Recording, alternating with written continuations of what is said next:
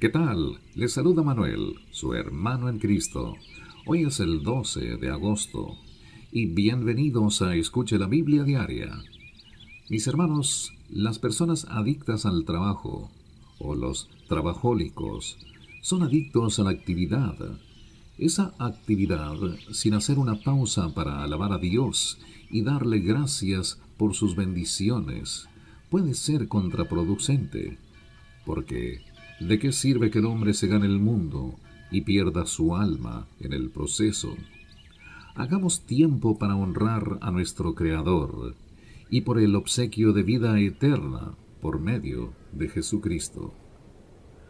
Y ahora pasemos a las Sagradas Escrituras, al Antiguo Testamento, para dar inicio a la lectura de hoy en el libro de Nehemías, el capítulo 3 al versículo 15, continuando al capítulo 5, versículo 13. Primero de Corintios en el Nuevo Testamento, el capítulo 7, los versículos 25 al 40, Salmos 32 del 1 al 11 y Proverbios 21 del 5 al 7 de la Biblia de las Américas.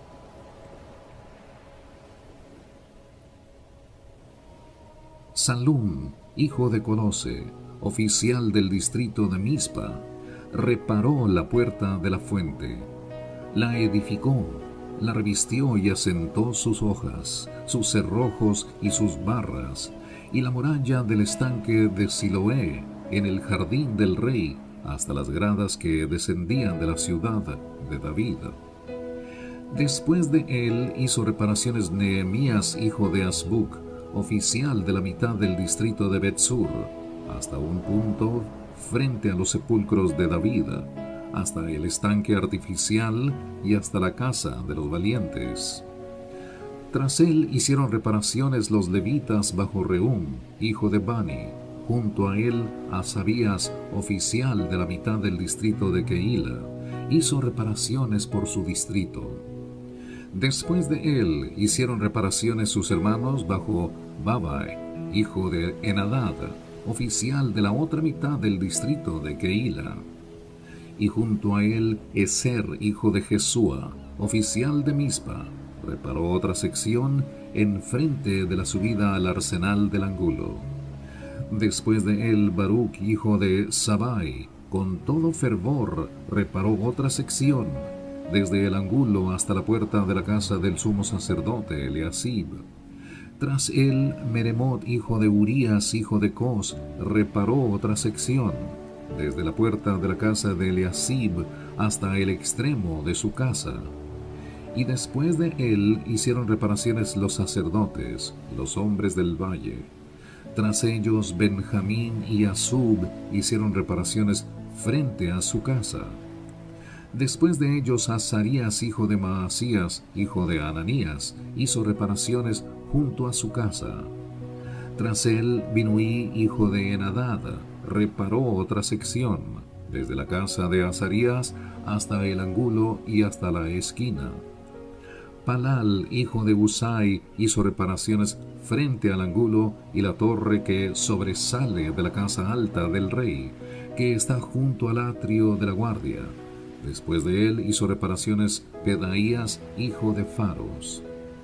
Y los sirvientes del templo que habitaban en Ofel hicieron reparaciones hasta el frente de la puerta de las aguas, hacia el oriente y hasta la torre sobresaliente.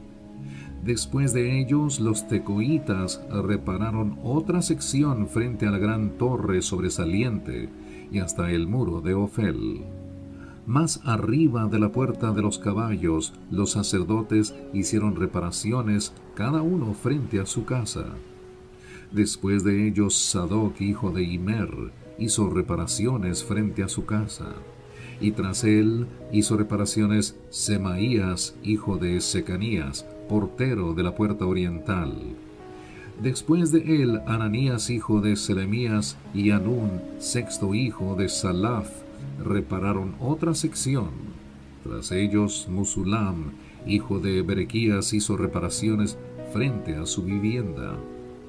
Después de él, Malquías, uno de los orfebres, hizo reparaciones hasta la casa de los sirvientes del templo y los mercaderes, frente a la puerta de la inspección y hasta el aposento alto de la esquina. Y los orfebres y los mercaderes hicieron reparaciones entre el aposento alto de la esquina y la puerta de las ovejas. Y sucedió que cuando Sanballat se enteró de que estábamos reedificando la muralla, se enfureció y se enojó mucho, y burlándose de los judíos, habló en presencia de sus hermanos y de los ricos de Samaria, y dijo: ¿Qué hacen estos débiles judíos?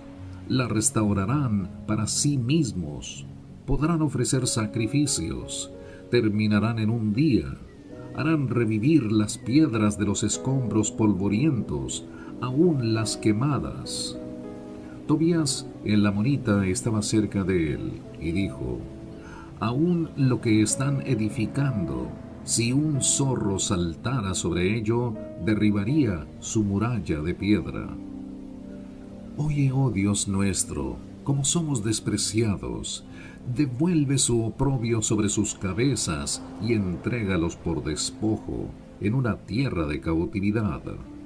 No perdone su iniquidad, ni su pecado sea borrado de delante de ti, porque han desmoralizado a los que edifican. Y edificamos la muralla hasta que toda la muralla estaba unida hasta la mitad de su altura, porque el pueblo tuvo ánimo para trabajar. Aconteció que cuando Sanballat, Tobías, los árabes, los amonitas y los de Asdod se enteraron que continuaba la reparación de las murallas de Jerusalén, que las brechas comenzaban a ser cerradas, se enojaron mucho. Y todos ellos conspiraron juntos para venir a luchar contra Jerusalén y causar disturbio en ella.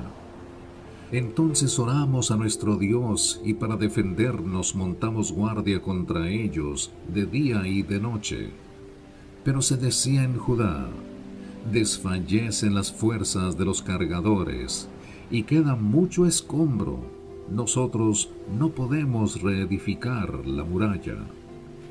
Y nuestros enemigos decían: no sabrán ni verán hasta que entremos en medio de ellos y los matemos y hagamos cesar la obra. Y sucedió que cuando los judíos que habitaban cerca de ellos vinieron y nos dijeron 10 veces: subirán contra nosotros de todo lugar a donde os volváis. Entonces aposté hombres en las partes más bajas del lugar, detrás de la muralla y en los sitios descubiertos. Aposté al pueblo por familias con sus espadas, sus lanzas y sus arcos.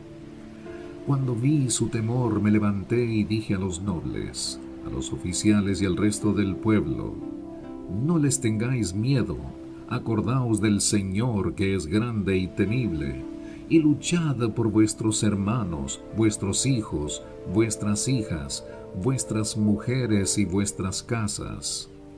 Sucedió que nuestros enemigos se enteraron que lo sabíamos y que Dios había desbaratado sus planes. Entonces todos nosotros volvimos a la muralla, cada uno a su trabajo.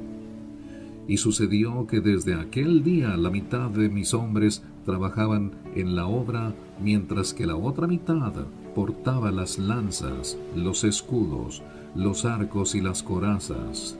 Y los capitanes estaban detrás de toda la casa de Judá. Los que reedificaban la muralla y los que llevaban cargas, llevaban la carga en una mano trabajando en la obra, y en la otra empuñaban un arma. Cada uno de los que reedificaban tenían ceñida al lado su espada mientras edificaba. El que tocaba la trompeta estaba junto a mí. Y dije a los nobles, a los oficiales y al resto del pueblo: la obra es grande y extensa, y estamos separados en la muralla, lejos el uno del otro.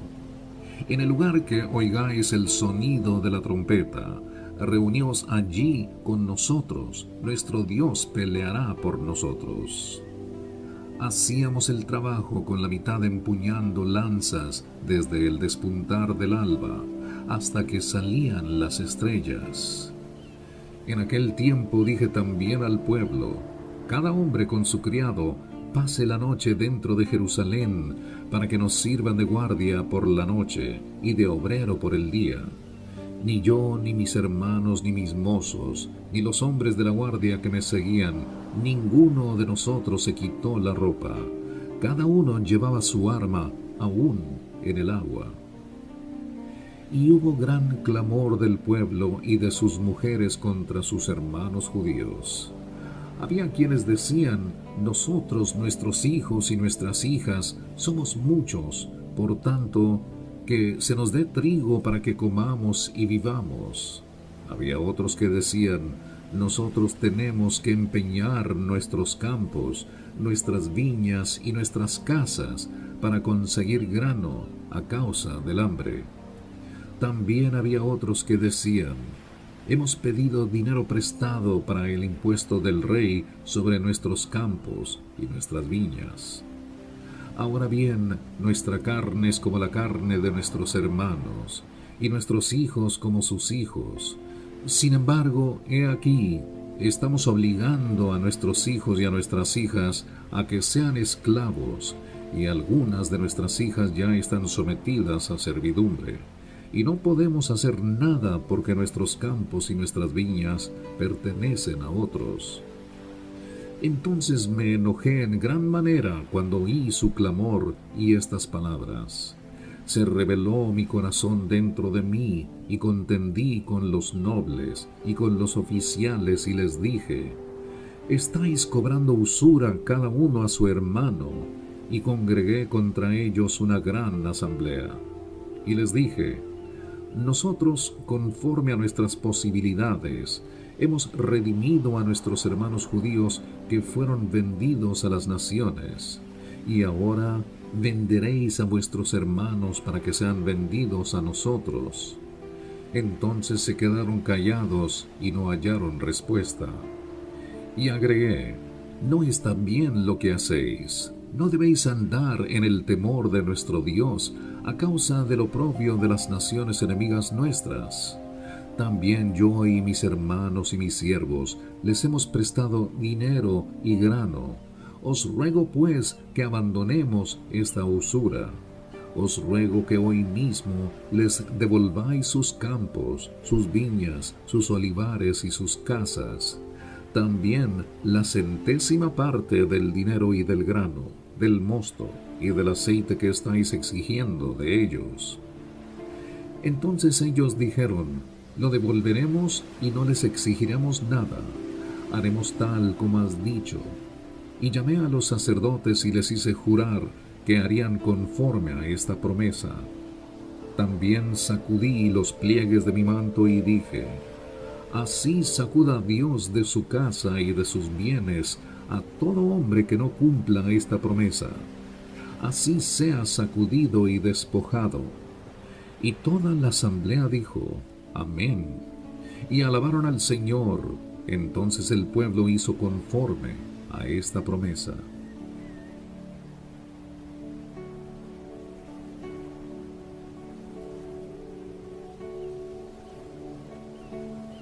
Continúa la lectura en 1 de Corintios, el capítulo 7, los versículos 25 al 40 del Nuevo Testamento. Sobre casarse o no casarse. En cuanto a las doncellas, no tengo mandamiento del Señor, pero doy mi opinión como el que, habiendo recibido la misericordia del Señor, es digno de confianza. Creo pues que esto es bueno en vista de la presente aflicción, es decir, que es bueno que el hombre se quede como está. Estás unido a mujer, no procures separarte. Estás libre de mujer, no busques mujer. Pero si te casas, no has pecado. Y si una doncella se casa, no ha pecado. Sin embargo, ellos tendrán problemas en esta vida, y yo os los quiero evitar. Mas esto digo, hermanos, el tiempo ha sido acortado, de modo que de ahora en adelante los que tienen mujer sean como si no la tuvieran, y los que lloran como si no lloraran, y los que se regocijan como si no se regocijaran, y los que compran como si no tuvieran nada, y los que aprovechan el mundo como si no lo aprovecharan plenamente, porque la apariencia de este mundo es pasajera. Mas quiero que estéis libres de preocupación. El soltero se preocupa por las cosas del Señor, cómo puede agradar al Señor.